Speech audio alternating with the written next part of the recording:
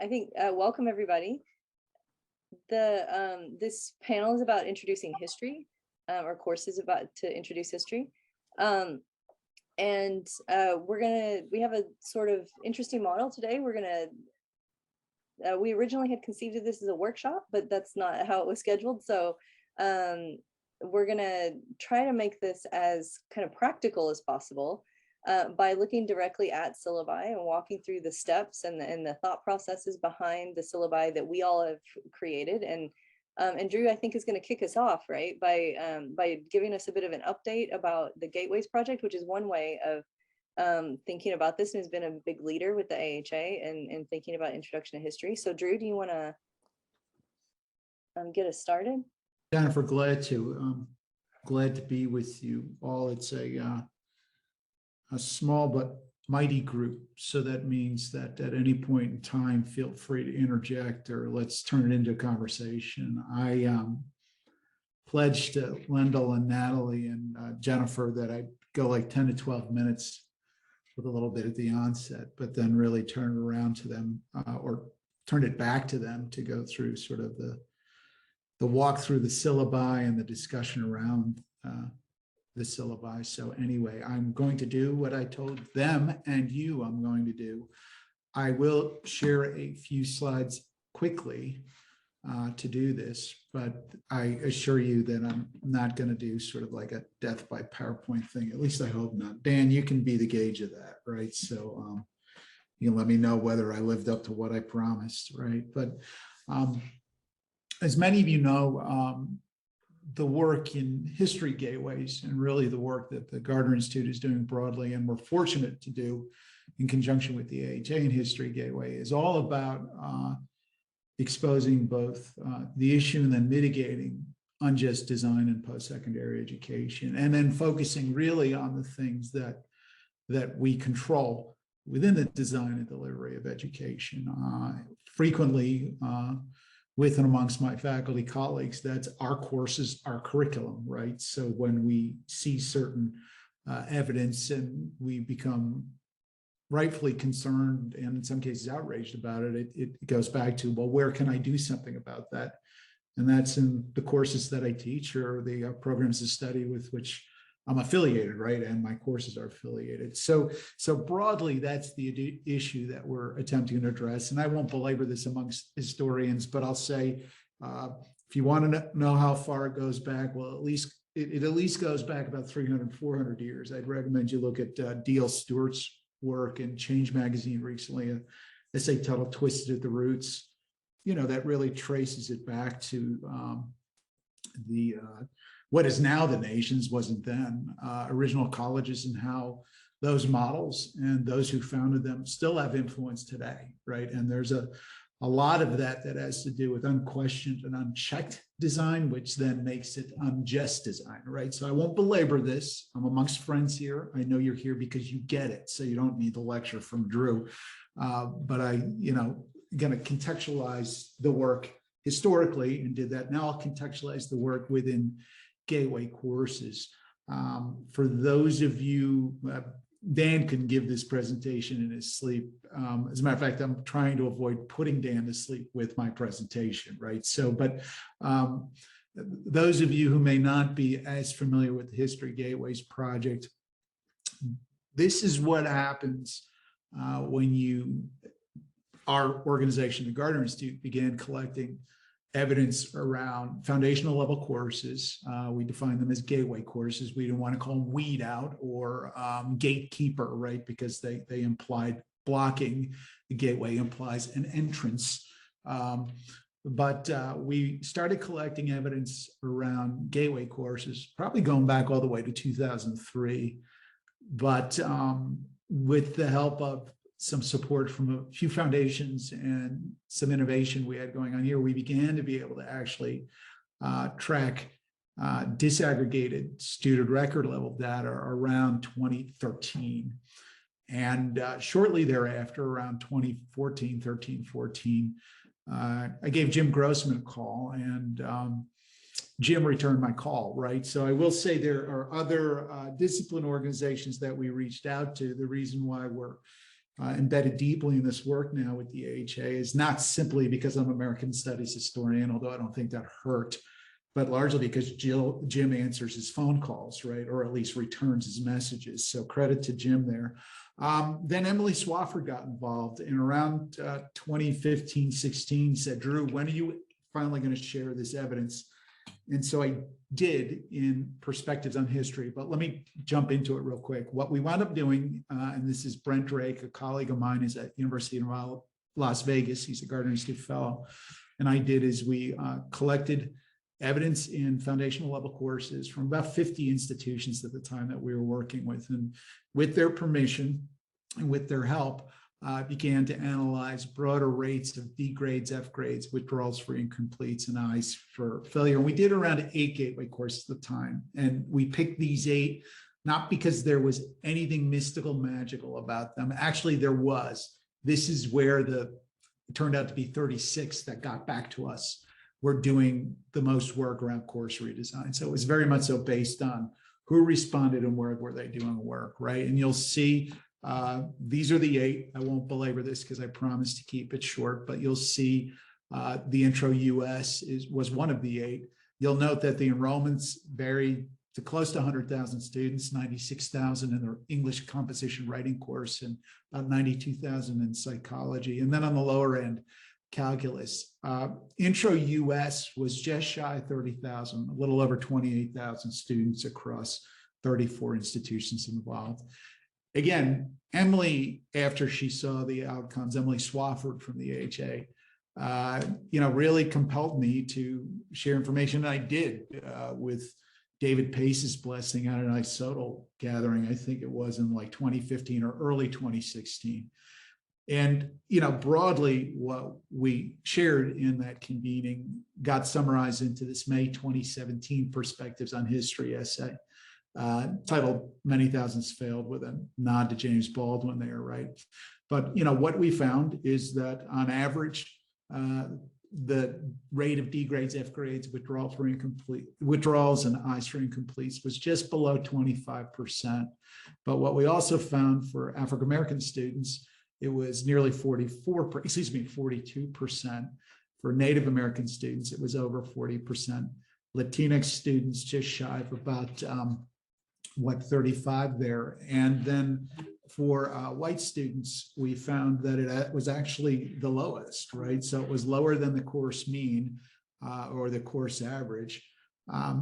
We also found this replicated in all the courses, right? But it was the history essay that prompted the AHA to go to the Mellon Foundation and say, hey, we need to do something about this, right? So that's where we find ourselves now. And by the way, I verbalized that, and that's all the outcomes that we saw.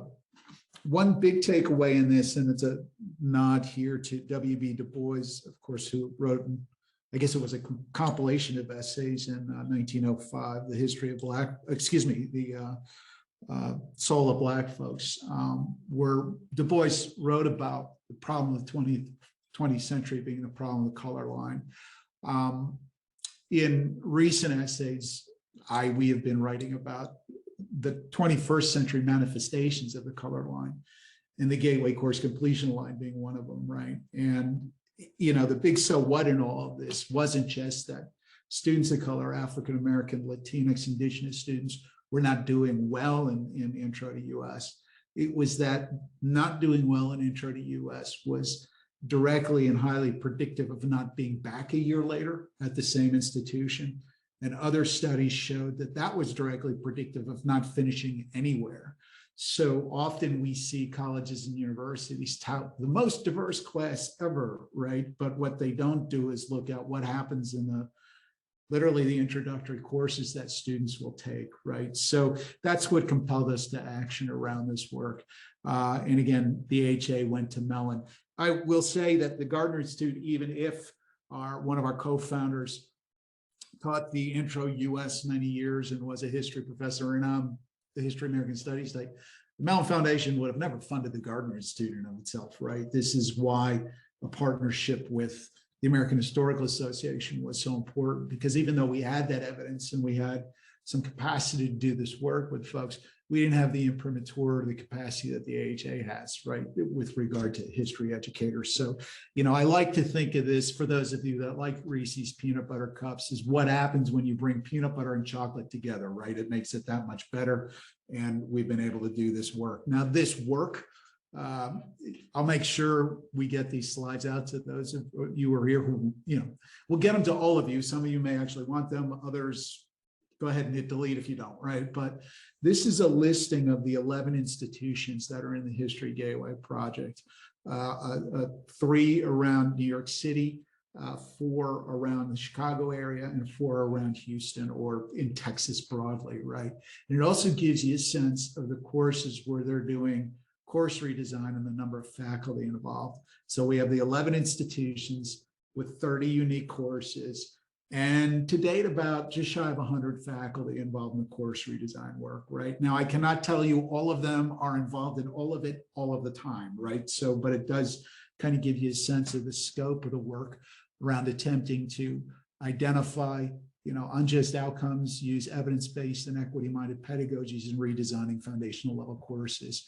What I'll also do, and Dan, I wish I found this earlier, it would have made your life easier when you were doing a presentation, but it's just sort of a thematic grouping of, where the redesign work is happening, right? I showed you the 30 plus courses, but 3 of them broadly fit into Texas history. Makes sense given that we have 4 Texas institutions involved, 9 under US, not all of them intro US, 3 under Western Civ, that gets the question you asked me a little while ago, Dan, 4 under World, and then 3, which we just said other forms of history, not to give them short shrift, but things like Middle Eastern history, right, or things along those lines where, but it does give you a sense. I'm emphasizing this one piece because there may be a misnomer that this is because of the essay I wrote, I blame me, that was about intro US, that this is about intro US. And at the risk of sounding like some sort of like late night sales ad, it's about intro US and a whole lot more, right? So kind of gives you a sense where the work is being done. I want to touch really quickly on some additional evidence that we've compiled since we did this. And I won't belabor this, I'll just spend 2 minutes. And I'll say the same type of outcomes that we see, because folks frequently think, oh, this is about first-year students in foundational level courses. The answer is yes. And it's about a whole bunch of other students too, right? And this one particularly takes a look at transfer and upper level non-transfer students in foundational level courses, including US history, right? Or intro to US, right? We use the same data set. And this is a big takeaway. We did a comparison of transfers to transfers, right? In this case, transfer students who received the Pell Grant to transfer students who did not. And what we found here in every instance include, well, 7 out of 8 instances, including intro US, is that students, transfer students, and these are transfer students at their transfer receiving institution who received a Pell, had the highest DFWI rates when compared to their non-Pell receiving counterparts, right? So income clearly matters here. We found the same element around race, ethnicity. I don't want to belabor this. I'm just going to say we found the same element around race, ethnicity, where holding transfer status constant, white transfer students had always had the lowest DFWI rate, with the exception of African-American transfer students in English, but in every other instance, white transfer students had the lowest rate. It was always lower than the course average. And then African-American, Latinx, and Indigenous students had the highest DFWI rates. I want to just summarize this and share that obviously transfer standing matters in complex ways. Race, ethnicity matters, family wealth matter. But a big part of this really gets back to the piece where often we think transfer students went to the community college, did well at the community college. They did. They gained, they were readily admissible as transfer students, and they still encounter the same challenges there that we see for first-year students and see for that initial analysis that we did. And I'm emphasizing this simply because this points to something else that is going on in there. It clearly isn't capacity because these students went to college, succeeding in college, and successfully transferred. There's something else going on. That's why I'm very grateful for the AHA's work in History Gateways, right? And I'm very grateful for all of you, because you get that something else is going on. You don't find that acceptable in any way, shape, or form, and you're rolling up your sleeves in the midst of a global pandemic and trying to figure out what can we do. And probably also in part because of that global pandemic, but you were doing it before, and I know you'll be doing this work afterwards. We'll emphasize this a bit more, but upcoming work that we're doing, and this is the AHA and the Gardner Institute, are some listening to history educator sessions in March and April 2022, and some virtual options with the ongoing engagement with the American Historical Association and Gardner Institute around History Gateways as well, right? We've been doing a lot of virtual pedagogical development, faculty development efforts that are not simply open to those 11 institutions. Again, more on this later, but for now, I just want to say that I'm grateful for being able to be here with you now, to share how we got here, to share a bit of what's going on. I will say the pandemic itself, you know, we were cruising in 2019 with those 11 institutions. There were maybe one or two that had a few hiccups along the way. I don't want to be Pollyannish, or excuse me, I don't want to be naive about this, but you know, we were doing fairly well. And then of course that pandemic hit. I will say that with the 11 institutions, a number of them wound up using it as an opportunity to do redesign in ways that they could not have done had it not been for the pandemic, right? There were instances, in many instances, in which contingent faculty were the only ones who taught the introductory courses at the institutions that were involved in this work. And there were policies on the book that said you both had to involve them in the course redesign, but you weren't allowed to involve them or pay them for course redesign. So you do the math there, right? And so the pandemic allowed a number of faculty to get together and say, okay, we have some emergency or extreme circumstances. Let's do something with this and not waste this opportunity. So anyway, it gives you a bit of the context, gives you a bit of the work underway, gives you a sense where institutions are doing the work and some of the next steps we're undertaking. But I want to turn it back to Jennifer and Lendol and Natalie, because unlike me, they're actually doing work in classroom with real life students, right? So I want to make sure they get it. I used to, I miss it, but I want to make sure that they get a chance to share the types of work that they're doing that really does reinforce and inform the type of work that we're trying to do in History Gateways. So I turn it back to the three of you. Great, thanks so much, Drew, for that update and review for folks who are new to this process or new to the idea of History Gateways. So what we're going to do now is walk through some syllabi. And so Lendol's been involved in the History Gateways project for a while, I think. Natalie and I, not necessarily so. And so our syllabi have been created outside of that context, though obviously in conversation with some very similar concerns and research. So we're just gonna walk through that. I'm just gonna do that by the order that's on the website, just so that it's easier and less arbitrary. But that does mean that I go first, which is unfortunate. So it's not intentional, it's just how it shows up. So I wanted to talk I just want to take some time to talk about this project that I developed in our history department. I'm at Wayne State University in Detroit, Michigan, where as a university, we've been really grappling with some very low graduation and retention rates for a long time, and have done some pretty extraordinary work in improving those very quickly, and got national recognition for that, but still have a lot of ways to go in terms of addressing student performance gaps based on race, and to continue to improve our graduation and retention rates. And gateway courses are a very important part of that we had some more attention on at first, and that kind of waned a bit, but hopefully it will come back. So this project was funded through an assessment grant through the Provost's office, and was part of a broader effort to redesign the curriculum of the department to provide better scaffolding for our courses and enable us to do better assessment about our student performance for majors in particular, by creating a kind of introductory touchstone.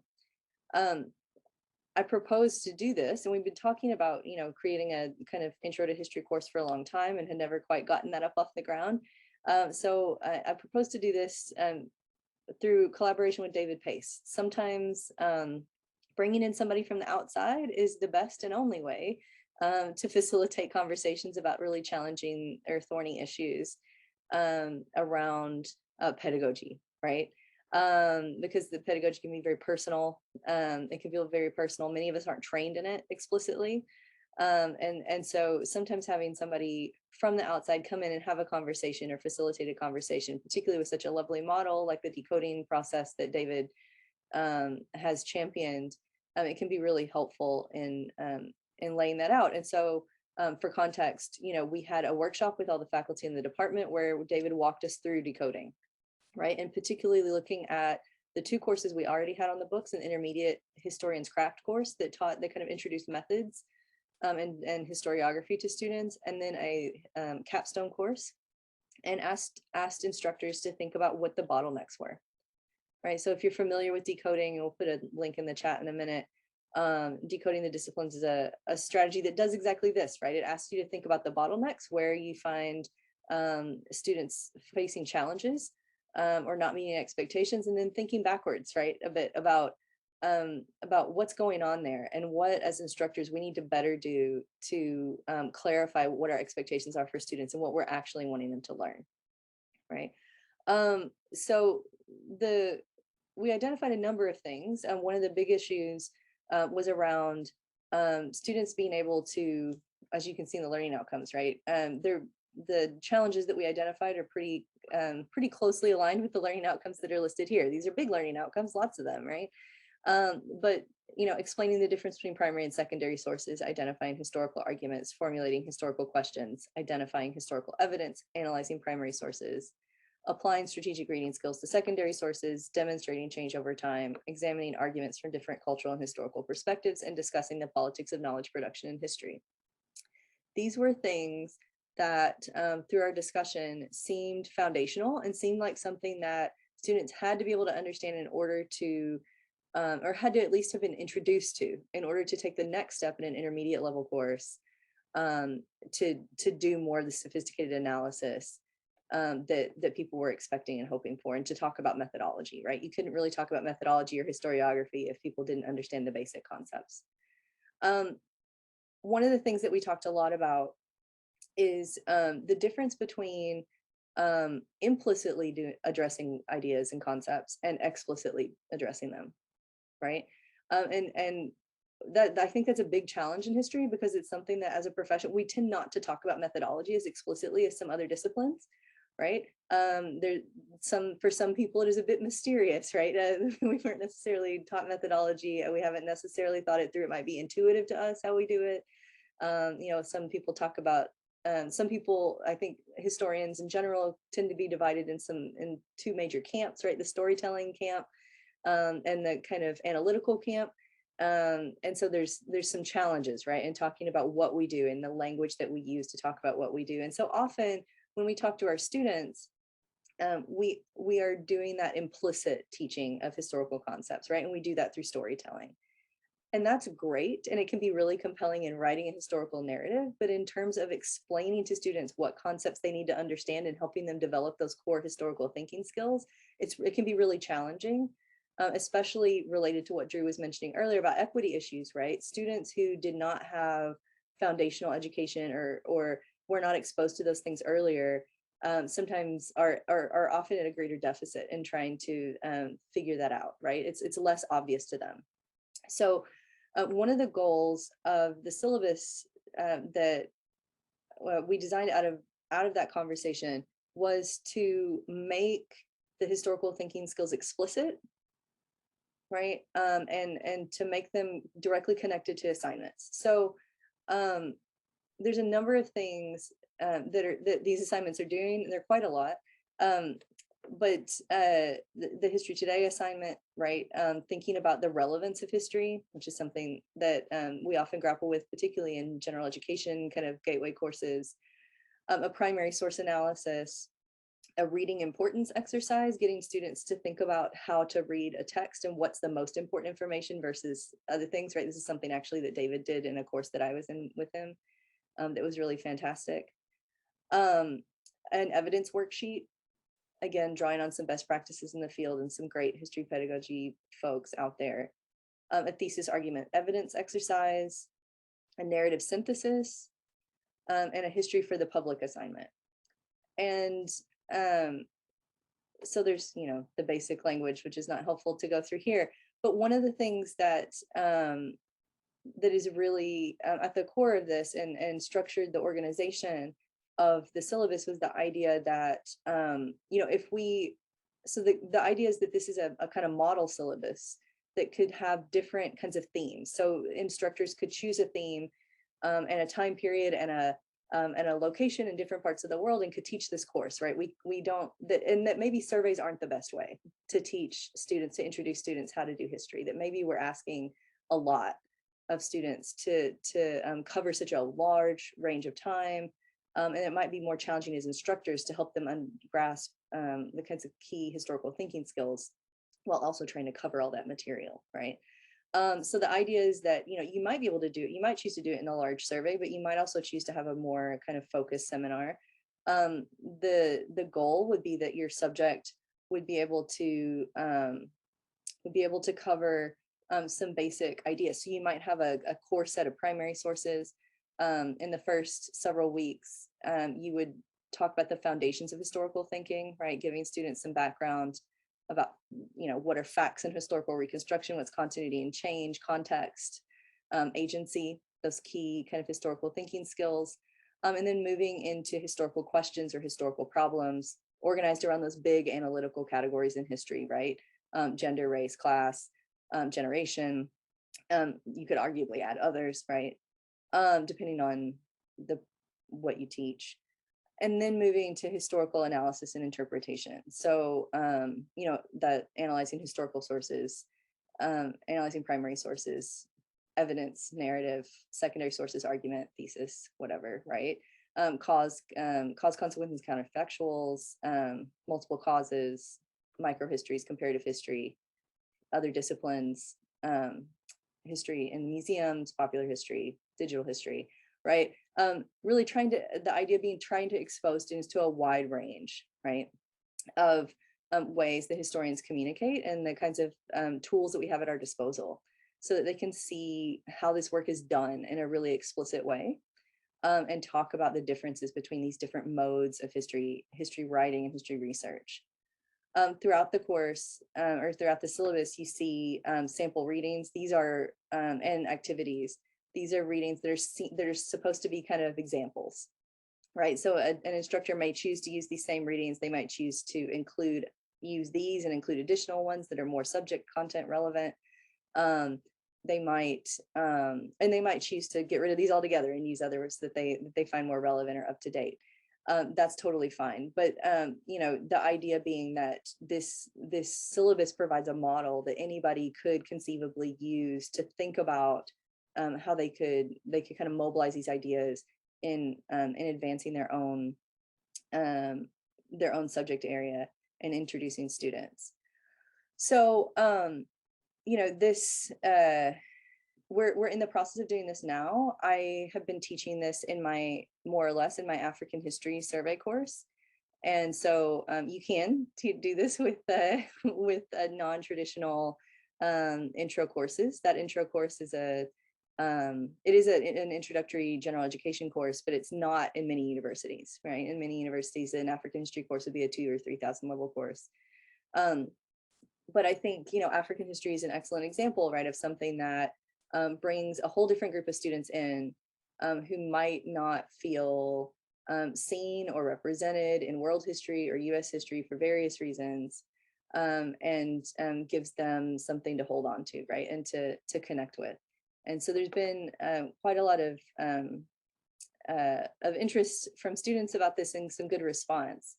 I think one of the things that's really helpful about doing this in African history um, is that the politics of African history and its inclusion in the discipline and the representation of Africans and the African continent in history and whatever, it gets at some of the broader politics of history as a field and a discipline that helps us.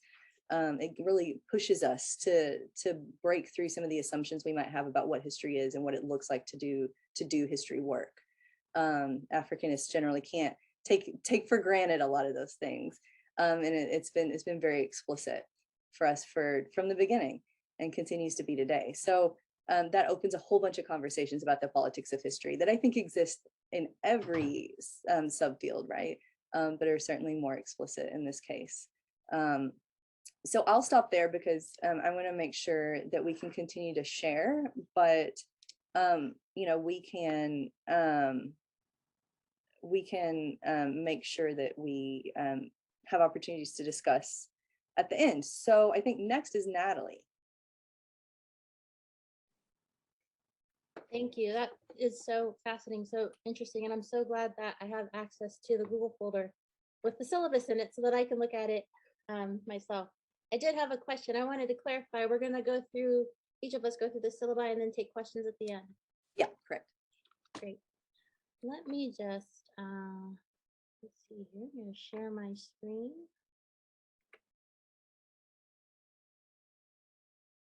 Can everyone see the, I guess it's the Mozilla Firefox window. Can you all see that okay? Okay, so what I'd like to talk about is my approach to teaching an introduction to US history course based primarily on my experience teaching this class at the University of Colorado Boulder, CU Boulder, last spring. And so that class was History 1025, American History since 1865. And so I'd like to talk about actually two articles that have shaped my course design, and especially keeping in mind how we might teach an introductory course and implement some of, you know, even just some of the basic pedagogical best practices, but also the practices and research from Coll, for instance, that tells us what effective teaching practices are, how we do those in a large intro course. And so again, just FYI, there in the chat, I've dropped a link to a Google folder that has materials in there from our presentations. But so before, and so here's just this slide of the class History 1025, and again, a reminder that that there's a Google folder with materials. But before I get to this actual class itself, I wanted to give you just a little bit of some quick background. This was my first time teaching this particular class at CU. I had actually taught two large classes at Berkeley that weren't quite a straightforward intro to US history, but social histories of the United States. And so each of those classes, I believe there were two classes I had taught, and each of them had about 160 students. And so those were classes that did not have TA discussion sections. I had graders, people, grad students who just would grade the assignments, but not teach classes. And I had also taught those two classes at Berkeley in 2016, 2017, so before the pandemic, and so it was in person. And so then this class at CU was the first time I had taught a large intro course during the pandemic. And so at CU, History 1025 is offered in a range of class sizes, which was actually a little bit unusual for me as well. As someone who went to grad school at Berkeley, the intro to US history, the first half, second half, first half, I think capped at 150 students, and the second half capped at 500 students. And those were, you know, each semester you just had the one class to enroll in, and then you had TAs.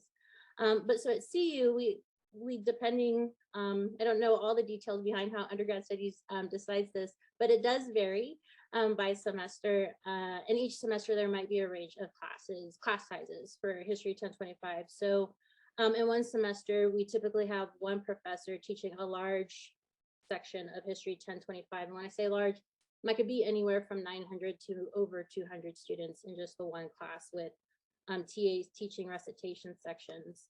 And then in addition to one large offering of 1025, we sometimes have smaller classes, also History 1025 capped at 30 students. And those ones don't have recitation meetings or graders typically. And we tend to reserve the 1025 classes that are capped at 30. We tend to reserve those for grad students, our advanced grad students who are interested in teaching as instructor of record.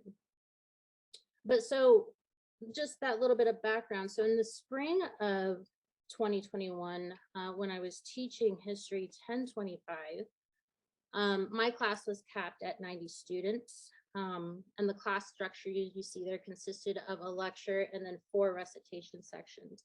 So that meant I had 4 TAs. The lecture class meetings themselves were held remotely. So we all met on Zoom and had lecture meetings in that way. 2 of the recitation meetings were remote and 2 of them were in person. And I think the decision behind there, quite honestly, was just more of how to figure out how to make students and their parents happy about perhaps not having the classes entirely remote, and having classes in person, and concerns about that. But also too, I think practically speaking, thinking about if the class is that big and I need TAs, even our grad students, right? We've thought about how, the impact of the pandemic and what that means for students and their varying health needs, for instance, and being able to finish their education. And so I think grad students are included in that as well. And so I think the decision there to split the recitations like that in modality, grad students' health concerns were also factored into that. But so my approach to teaching the Intro to US history course, even before I arrived at CU, has been largely influenced by the uncoverage model that Lendol Calder had talked about in this 2006 article, Uncoverage Toward a Signature Pedagogy for the History Survey. And the conversations that we've had since then, primarily about teaching content versus skills, or perhaps some third goal that we might have in in designing an intro course. I think Jennifer's syllabus gives a really good example of that. What balance, if we're just sticking with content and skill, what balance? And also in my mind, thinking about how to make an intro course more student-centered versus teaching-centered. And so this uncoverage discussion, has obviously raised important questions for how we teach intro history courses. And for us on this panel, these questions were primarily, right? What does it mean? We can think about these broadly. What does it mean to introduce students to history? What does it mean to think historically? How do we define that? And how can we help students transition from consumers of history to producers of history? And so I had actually first learned about uncoverage as a grad student. I actually had the good fortune of meeting Lendol at Cal. He came and presented as part of an AHA presentation. And so, but I had known about uncoverage, as a grad student. So even before I taught those classes at Cal as instructor of record. And so this uncoverage model has influenced my course design from the get-go. So I don't have any pearls of wisdom of how to go from one kind of syllabus to another. In my mind, uncoverage has always been a really important influence in how I design courses, and especially the Intro to US History courses.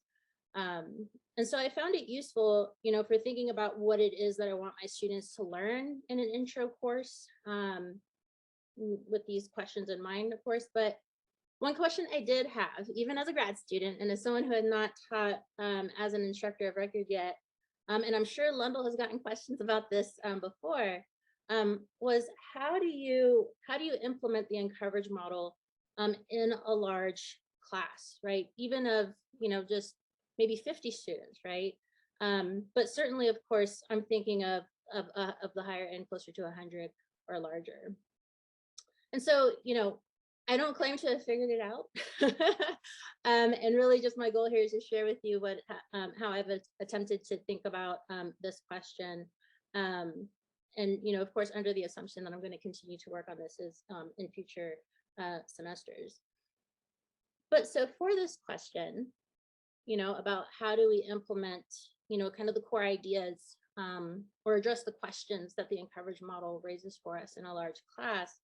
For this question, a 2020 article in the Journal of American History, the top portion of it is just pictured here on the slide, Beyond Big Data, was helpful for sparking some ideas, some small changes that I could make as I prepared to teach. And so just briefly, this article, it shares the findings of a multi-year study across several campuses in the California State University system, in the CSU system, in which the historians at these campuses decided to rethink, quote unquote, student success as defined by collected data that was available to them on the CSU student success dashboard, right? So this dashboard that has this administrative driven data on student grades and demographics, including DFWI. And so these historians were not satisfied with this data because of, as many of us would agree, this data didn't really tell much about student learning of historical thinking or the specifics of historical thinking or what sustained student success might look like over time. And so as you can imagine, this dashboard focused on success markers that were important to policymakers and administrators. So things like graduation rates, retention rates, and DFW grades. And so it focused on these success markers and linked them to demographic information like race or ethnicity, Pell Grant status, and parents' education level. So some of what Drew talked with us about at the beginning here. But so for this CSU faculty team, this was limiting because it didn't help them measure the kind of success that history professors were interested in, right? So, your students' ability to engage in historical inquiry, right, and interpretation. I think a lot of what we saw in Jennifer's syllabus that she shared with us.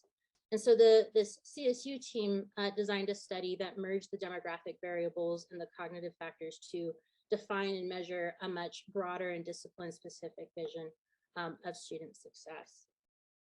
And so I highly, just after that brief overview, I do highly recommend reading the article. It's rich with insight, especially for how to do some of what the Encourage discussion has called for in a large intro to history class. And so again, there is a copy of, I included copies of this article and responses to it in the Google folder.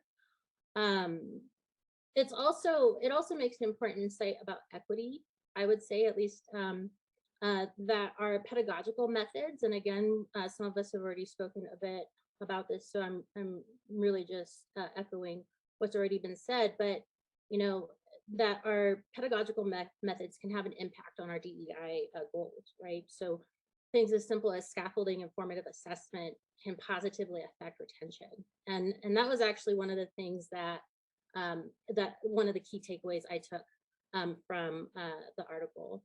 And so for the purposes of my History 1025 class, there was that insight, and also just really kind of this reminder of I should go back and think about scaffolding and formative assessments and how I can implement that in a large class and try to be creative with that. So these kinds of things that we typically limit to a small class, right? I was inspired to think about it, how it might work in a large class. And so again, the CSU study shows us how this is, and I highly recommend it. So, so these two articles here, key in influencing in terms of the learning goals I wanted to prioritize, methods I could use or adjust, and especially with the specific circumstances in a large intro to US history class. And so in terms of implementing those core ideas from the Encourage model, I was mostly interested in thinking about, and I think especially as a grad student, this is what stuck with me when I first read the Encourage article, was what do we mean when we say, introduce students to history, and what do we mean by think historically? And so, I knew that I didn't want to just cover content with students, but I wanted them to do something with the content that I shared with them. And so to help with this, in History 1025, I decided, well, actually in History 1025 and the other classes I had taught, I decided to identify a course theme, and then I developed 2 course questions that would help us to explore this theme. And so here, this is from the syllabus, first page of the syllabus. Give you a chance to take that in. And so what you see here, the course theme I have there underlined in red, right? And so as you see there, the main idea being that we would study major events in US history through the experiences of marginalized groups of people. And so with that kind of focus in terms of a theme, that would mean thinking about 2 questions, 2 specific questions in my mind that I have underlined here in green. So these 2 core questions that kind of fall under that umbrella of the course theme: in what ways and for what reasons does democracy work or not work in the United States? And what does it mean to be an American, and who gets to decide? And so I know that developing questions is not an uncommon thing for us faculty to do. I'm certain that many of us develop a list of questions that we include in the course description, for instance. But what I would say that I've done differently, even if only slightly differently, is to keep the focus on just the 2 questions, and broad enough to reflect the recurring theme, the course theme, but also specific enough that I, as the instructor, would not be tempted, for instance, to simply lecture on every and anything that had ever happened in US history, which I know, even for myself, as someone with a lot of pedagogical training, more than the average person that goes through a PhD program, it can be really easy to just kind of move forward in that way. And so the course question helped to rein that in for me.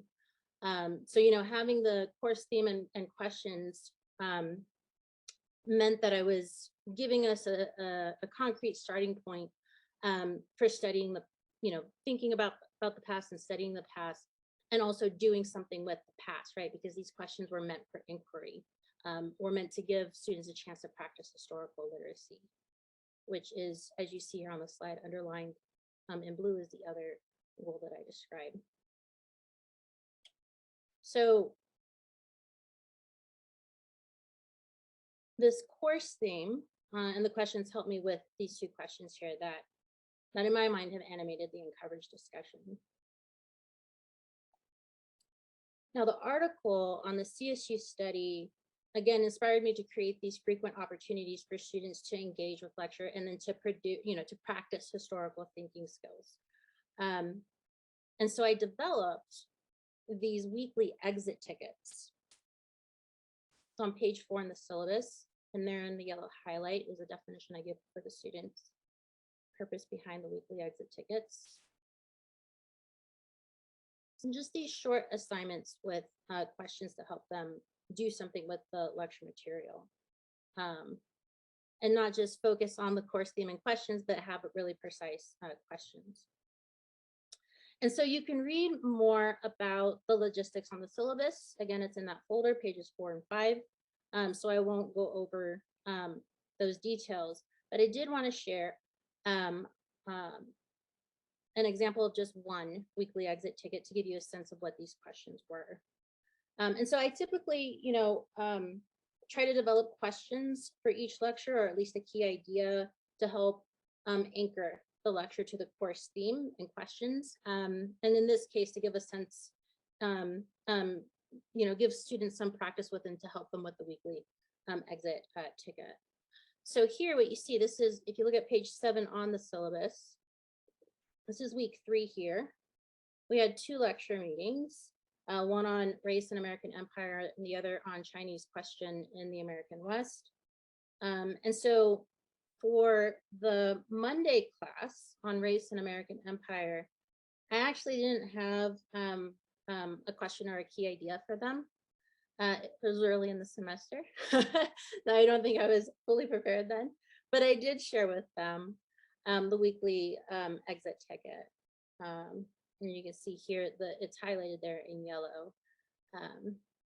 instructions around it, but how did ideas about race, culture, class, and our westward expansion shape the way American society defined American?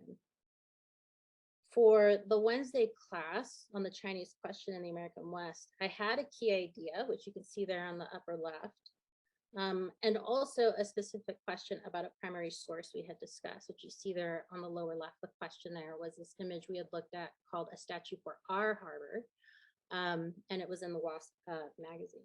So in the Wednesday lecture, I gave a little bit more guidance to them.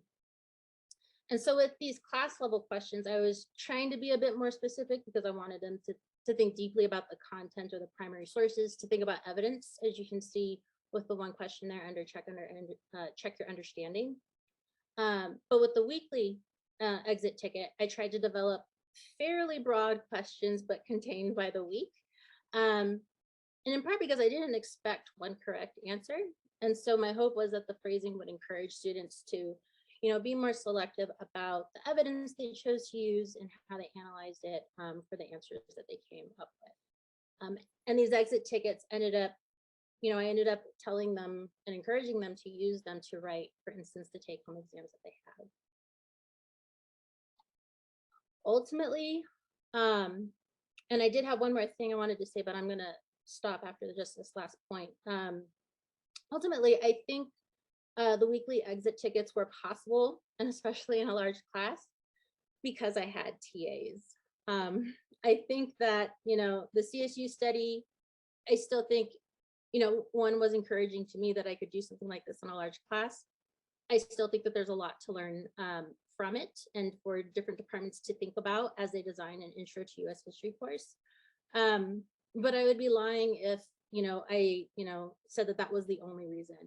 In a very practical sense, having the TAs who could read, those weekly exit tickets was tremendously helpful given the structure of the course.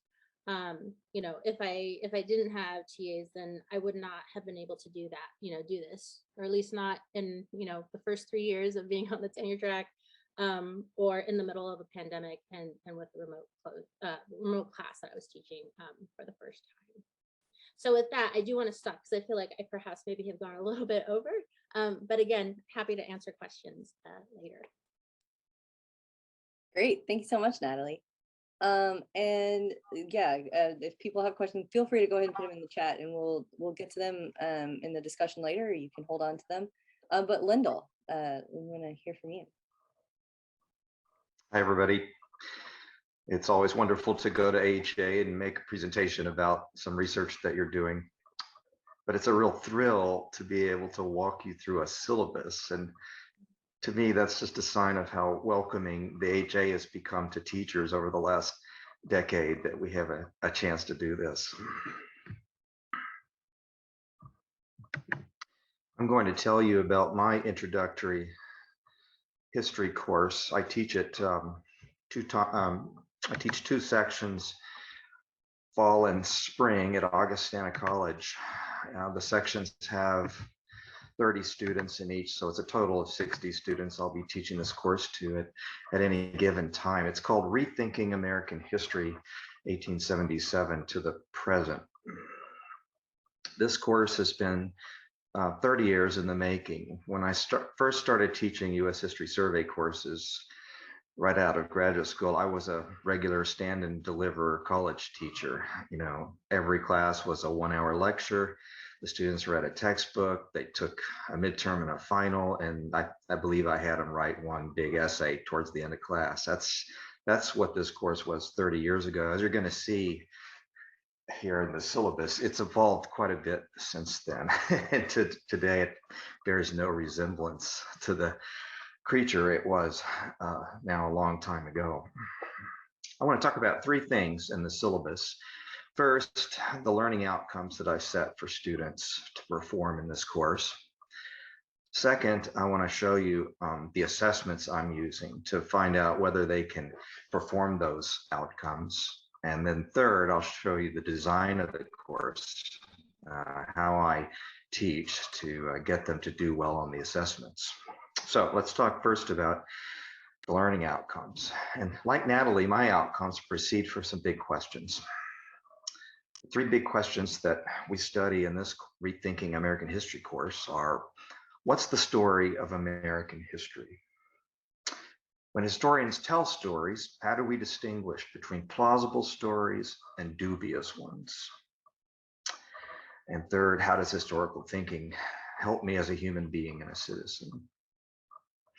I became convinced some years ago that I wanted to talk about meta-narratives of American history in this course.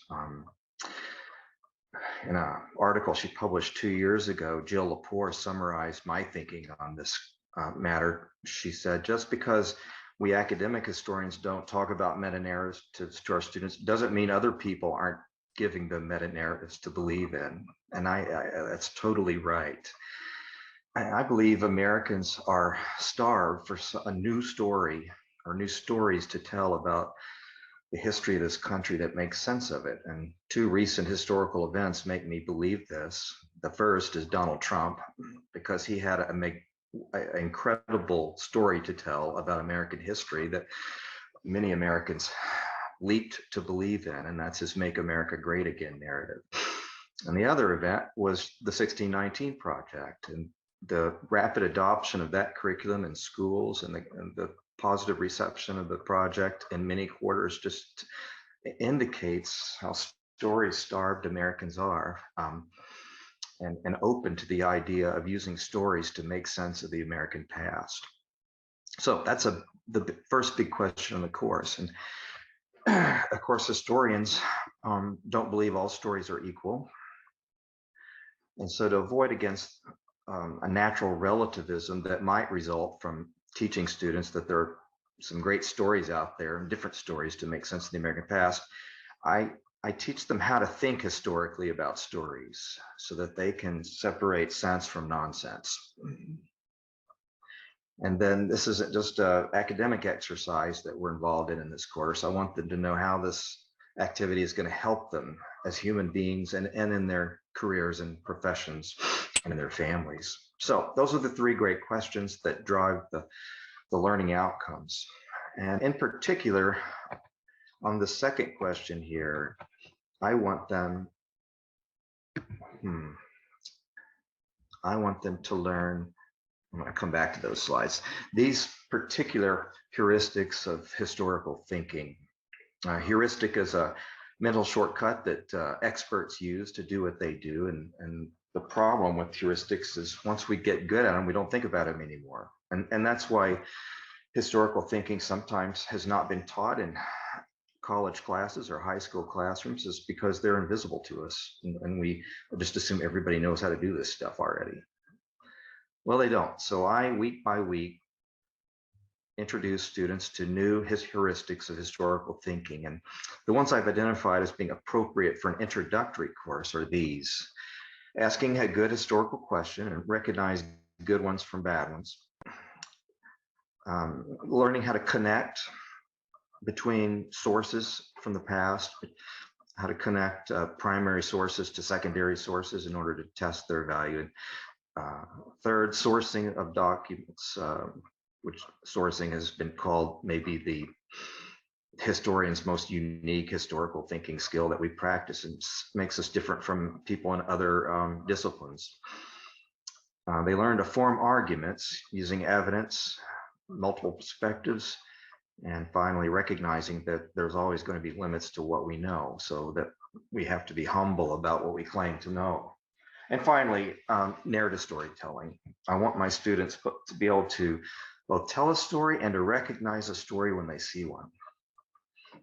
I'm going to come back to the previous slide. That storytelling has been something I've on my mind for a while now. I give students an assignment called The Story of American History in the first week of class.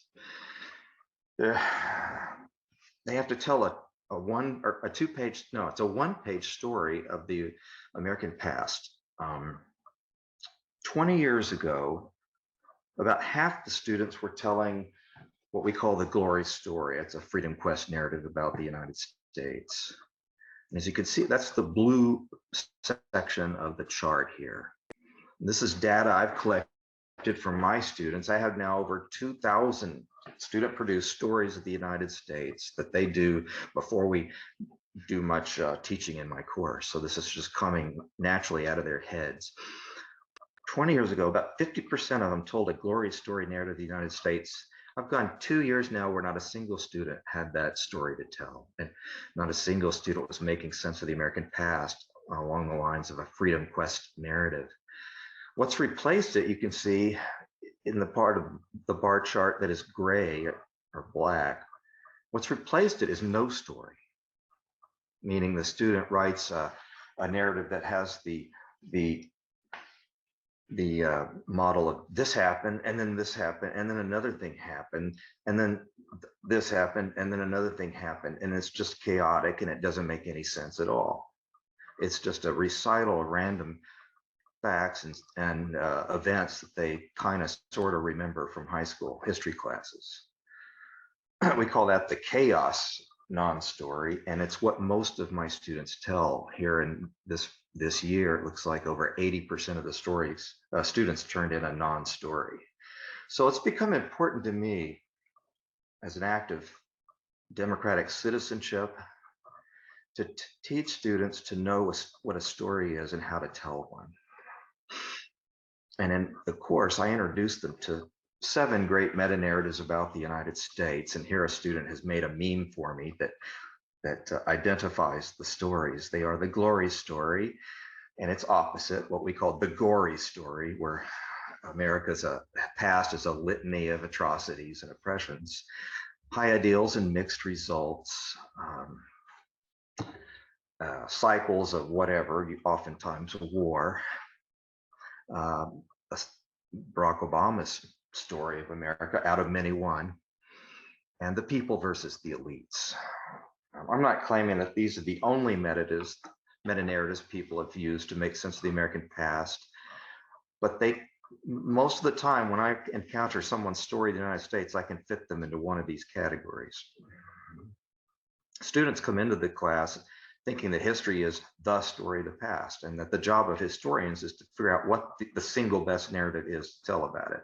So I'm trying to correct that misconception and teach them that in the discipline of history, we have a standard called plausibility, and we want to tell stories that are at least plausible, which means there can be more than one way of making sense of aspects of the American past, but an infinity of stupid ways to make sense of it.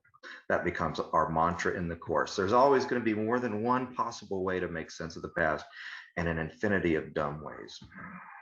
So those are the learning outcomes I set for the students.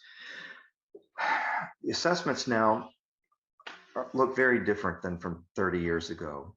I do not give examinations, and as of 2 years ago, I stopped assigning essays.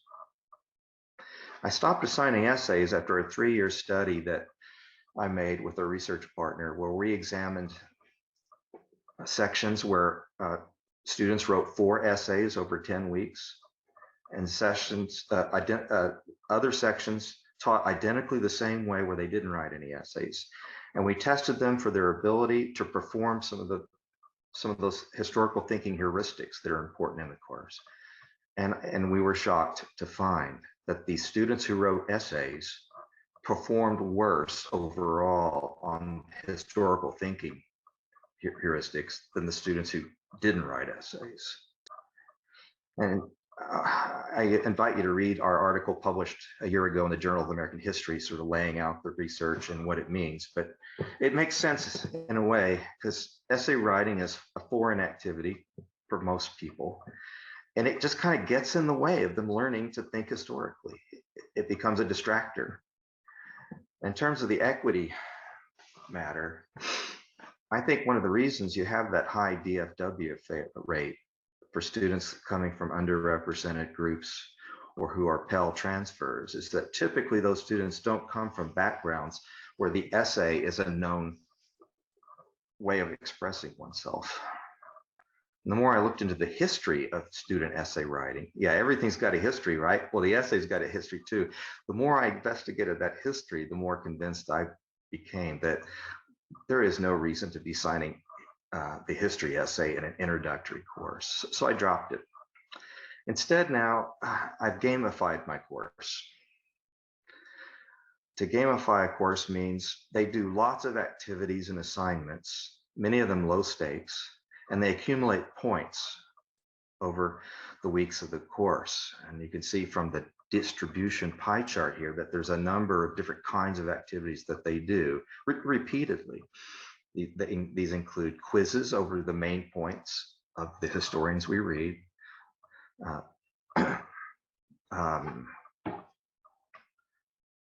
They complete film guides anytime we watch a film. We have a history seminar, which is a day in each unit where I roll out a new heuristic, and that day is filled with activities that they do in class, and they get points for it. After we're learning the new heuristic, I send them to what I call the history gym. This would be the equivalent of what other people call history lab or history workshop. At my college, where over 50% of the students are varsity athletes in some sport, I call it history gym. It just resonates with them. And they work out. They work out using the new heuristic and practice it. Anytime they recognize one of these heuristics in the historians that we're reading, they can write me a paragraph that gives me the page number, the quote, and why they think that that particular move that the historian making represents the heuristic that they think it represents. They get points for that. That's called historians at work. And we have 2 debates in the course where we take the material that we're learning and apply it to a present day issue. This spring, the first debate is resolved that American schools should teach that American history began in 1619. So they're debating whether the 1619 project should be taught in schools. And then at the end of the course, we're debating resolved that American democracy in the 21st century is a failure. This question inspired by what happened last year in January the 6th. They accumulate points, which I have named after mountains because I personally like mountaineering, and I just thought that was cool and fun. Why are there so many points? Well, the people I was learning gamification from said, because it's fun. It's funner that way to give 200 points for a quiz instead of 2 points. So I thought, okay, I have no background in gaming. I have never played a game. But on campus now, I'm called the gamer professor because students just assume I must have a deep background in this to be teaching my course this way. And that's very funny to me. The other aspect of gamification that I like, and that speaks to the matters of inclusion and equity, is that there's more than one way, more than one path to get a grade. They don't have to march in lockstep to what I assign them to do. So I have bonus activities that they can do on their own that can quickly catch them up if they fall behind, for example. And this has been really useful during the pandemic when students have been out because they've had COVID or had to quarantine. Some students like to write essays, and so they can, and they get big points for that. Students love to make videos, so I give them that option, and I'm acquiring a library of history videos that I can actually use in class as students make those for me. Just last week, I had a history meme assignment to find out whether they had learned anything in the first 2 weeks of the course. The first 2 weeks of the course is a unit called Rethinking History, where I try to unpack their misconceptions about history, and I wanted to know, is anything good coming out of this? So I had the students make a meme on the theme Rethinking History, and out of 60 students, only 3 missed the mark. So I now can say with some confidence that this opening 2-week period is worth pursuing. Here are some of the memes.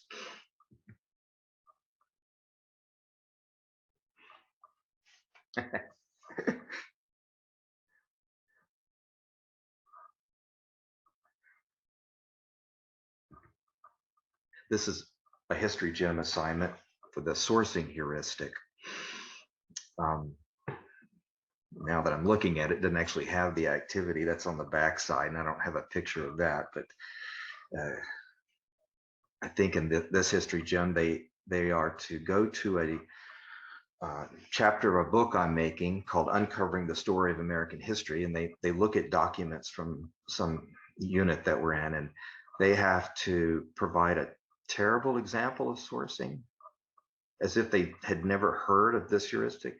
They have to write a so-so example of sourcing, as if they were a student who is new to the concept and not yet fully capable of performing it, and then they have to write an excellent example of how to source a document. So those are examples, the kind of assessments I'm using in the course. As far as how I'm getting them to be able to do well on those assessments, I'll just show you a piece of the schedule. This is from a current term, and you can see there's the first 6 meetings are on the theme of rethinking history. And then we begin our reconstruction unit. Each unit has this pattern of 4 class meetings. To begin a unit, students watch a film on the subject that gives them an emotional connection to the subject and inspires them to come in with questions that they have about the period or topic in question. Here we watched The Free State of Jones, or they did that as homework, and completed a film guide and came to class. We discussed the film, and then I rolled out the heuristic for this first historical unit, and that was questioning. And then for the next class meeting, they went to history gym and brought that work to class. And on this day, we sit in a circle and discuss the questions that they've generated about Reconstruction, using primary documents from my book, Understanding the Story of American Past, as evidence to answer the questions with. Then on the third day of the unit, we read the first of the 2 historians that we're reading in the course, and that would be Howard Zinn. So we're asking, what is Howard Zinn's story of Reconstruction? They take a quiz on his main argument, or what's the main claim he makes in this chapter. And then we do that again, but with our second historian, who is Jill Lepore, and her book, These Truths. Each unit has that pattern of inquiry. And speaking of the books, that's another thing that makes the course look really different from 30 years ago. Instead of a textbook, I have students read actual histories. And these have changed over time. And today, I think there are 7 or 8 really good narrative-driven histories of the United States that people could have to choose from, and representing a number of different points of view. Oh, you can see there, we are also reading a graphic novel approach to history called The Silence of Our Friends, which is a story about a little known moment in the Civil Rights Movement that takes place in Houston, Texas in 1967. So I will stop with that.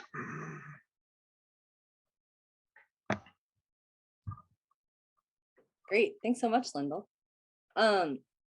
So yeah, there's some super thoughtful and helpful conversations and ideas about what it means to teach history and what it means to introduce students to history, and different kinds of models. And I see other people in the chat have been chiming in too. Scott is teaching in a very different kind of context at a community college with a huge teaching load, and some constraints, and is sharing some of his ideas there, which is great.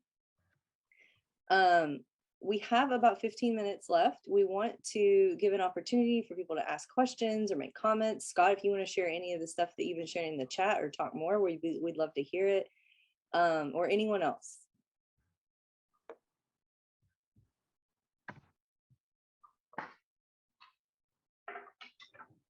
Natalie. Yeah, I actually have 2 questions. I just want to pose them, but if others, because I've already spoken at length, if others in the room have questions, we should definitely get to those first. But one was for Jennifer and Lendol. Jennifer, so your syllabus, like I said, looks so great. And so I'm trying to remember, is this something that has been adopted in across the entire department, that you all have adopted as a model to follow for teaching any intro level course? And if so, what was the conversation like, if you'd be willing to share, about getting a department to agree to do that? To follow a template, a fantastic template, but a way of restructuring the intro course. I find that many faculty will often say, well, but that just goes against my academic freedom, which I think is a little exaggerated, but so if you have adopted that yet, or if you plan to, or and as much as you're willing to share anyway, what that conversation looked like. And then for Lendol, you started and you said, this class, looks different than even just 30 years ago. And then I saw your comment also in the chat, very helpful comment about how to think about these questions and so forth. And so I just am so kind of in awe, just like, well, in 30 years, will I finally get it right? So I think at the core of my question, kind of in thinking about that, thinking about what it looks like when someone is starting, right, their tenure track career, and then how the class evolves, because our classes do evolve, is over the years, or I guess over the years, what is your sense of, did students resist, that you were basically violating their expectations of what a intro course might do, or did they have expectations that you were just going to, like, as you say, you had originally started by doing the traditional thing. As you started to change your approaches, did you get any kind of resistance from students? And how did you, I suppose, aside from saying there's research to support what I'm doing, were there other ways in which you tried to convince them that what you were doing was right, that you knew what you were doing? And I suppose I'm asking as a woman of color, where sometimes it can be really difficult to get that kind of trust, I think, from the students. And then when you totally switch it on them, do something they're not expecting, it can really mess with them. So those are the two questions I have. Yeah, I mean, I'm happy to talk about that briefly. So this was part of a broader departmental redevelopment or curricular project. And so I would say, and I know you have a little experience with this too, I think if you're going to do stuff like that, you have to make sure that you engage people. Now, I will say that they're not that everybody had the opportunity to participate in developing the syllabus. Very few people took me up on that, and then had opinions afterwards about how it was designed, and that's a problem. And I think that's something that for leadership in departments, if this is something that you want to do, then making it clear to instructors that this is something that we're doing together. And if you want to have an input on what it is, then you have to participate in the process of development, is really critical. I will say that so we're in the process. We had conversations before the pandemic, and then it got paused because nothing was happening during the pandemic. And now we're picking it up again about officially adopting it. It is on the books in the department. My guess is that what's ultimately going to happen is that some form of this syllabus will get adopted, and some people, so we will still have other like traditional intro level survey courses, but some people will choose to teach it as History 1001, and we'll teach it in this model very explicitly as an intro to history course. Like an intro to the discipline course, or introduction to the practice of history. And so I think that's probably what's going to happen. I'm supposed to teach it this next year very explicitly. I've been trying to show people that it could be integrated into a traditional survey course over time in my own, but I'm hoping that we'll be able to shift that. Lendol, do you want to follow up? The question was, have I experienced pushback from students when they encounter a very untraditional looking history course?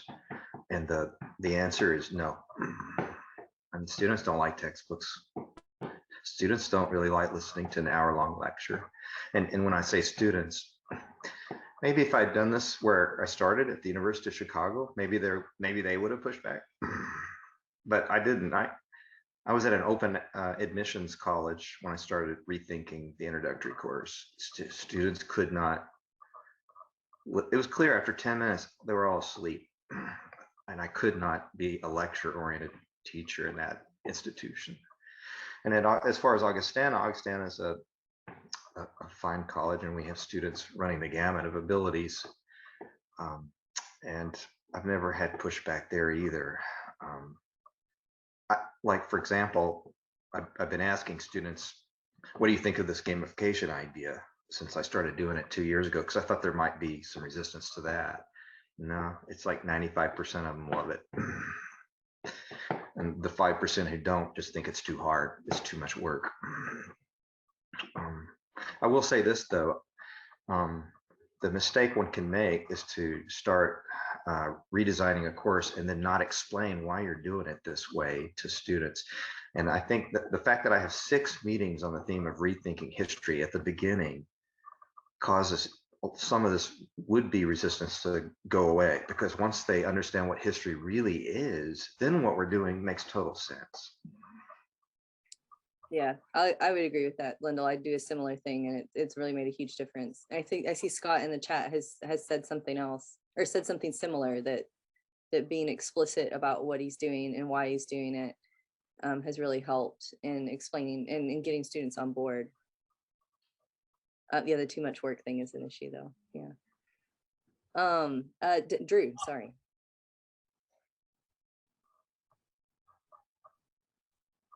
Jennifer, were you asking me? Yeah, did you have, Yeah, you have yeah. a hand up? Yeah. Yeah, no, it's actually it's a comment based on something that Natalie had shared earlier. Really, it's Natalie, you had talked about the Beyond Big Data essay from the teaching textbook section of the Journal of American History. And I just wanted to comment or add, in reading that, and it's been a few years, right? So this is all from memory, a few years ago, and apparently there have been some global issues that have transpired since I first read that. But, in reading it, what I was struck with is the authors, the instructors, wound up doing exactly what, on some level, the CSU's chancellor's office was hoping they would do, which was considering the evidence and then digging deeper, right? So as much as they were recoiling to this or responding to this, what they conveyed was sort of a simplistic approach to it and say they were going deeper. They were using it as a catalyst, or at least a launching point to go deeper. I remember reading it, and it gets us back to the types of things that you're describing doing in your courses. They talked about the types of things that were the best predictors of who actually succeeds. And they didn't use this verbiage, but it was, it wasn't race, wasn't ethnicity. Once you looked into the degree to which students saw, and again, these are my words, not theirs, purpose and relevance in the course. And to me, at the end of the day, well, that's what this is about, right? I mean, whether you're gamifying at Augustana or wherever you're doing your thing, right? It's about having students see the purpose and relevance of the field of history and thinking like a historian and acting like a historian into their lives. So, I credit all of you. I wish they would have identified that and then said and these are the types of strategies to go there. It sort of ended there, right? But you're sharing the types of strategies that go there, right? So I'm really grateful. And I'm not doing it to just be critical. It both, that article both moved me, but it also, it irritated me. And I mean that as a critical friend of it, right? It's kind of okay, now that we know that this is about helping students see purpose and relevance and feeling as if they belong in history, how do we do that,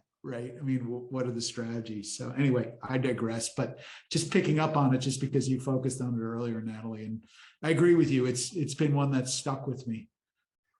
I just quickly, you may have noticed I was one of the people to respond to the article, to write a response, and that was I think maybe that I didn't bring forward too much either, but I did make sure to mention it because to me, I felt like that was the big thing. I felt like it was buried, where, and I think they were very careful in the phrasing because I don't think they meant to say that those factors didn't matter at all. I don't think so at all. I think rather was to say that if you adopt good pedagogical practices, first off, and then also go further and do more scholarly type teaching with Soto research, for instance, you actually can create a curriculum that would be accessible to more people, right? And to the kinds of things that Lendol and Jennifer, and I think ultimately myself, I think in trying to have those weekly exit tickets was also about just, I think to Lendol's point that, writing an essay, for, is not going to be something that maybe, the lower performing, for lack of a better phrasing, students can do. But for me, it was just, but I want to give them practice. Like, let me give them practice then doing that and getting that feedback from TAs who, you know, are able to do that. So yeah, I agree with you on that point. I wish they had, that just was such a smart point. And I went to a CSU, so it's not like I didn't feel offended by it. You know, it's just like this is absolutely correct. So. Yeah, to Yeah. your point, it's almost like they buried the lead. Mhm. But I mean, it's, anyway, I digress. They published it, I didn't. So I'm commenting from the cheap seats here in Brevard, North Carolina via Zoom. I mean, yeah, I do a lot of assessment work on our campus, and one of the big things that we're constantly explaining to instructors, and this is part of a failure on the part of assessment leaders sometimes, or administrators, in taking assessment results for granted, right? And assuming that you can stop there, and not doing the bridge building to work with instructors to think about pedagogy and how it translates into the classroom. But that's something that we say all the time, right? So assessment in and of itself does not improve student success. How we respond to assessment helps us understand student success and can lead us to revise our assessment instruments, right? But if we're having that conversation, we can do that work. But if we're not having the conversation and connecting with instructors through assessment and seeing them as experts and important partners in the process, then we're always going to miss out, right?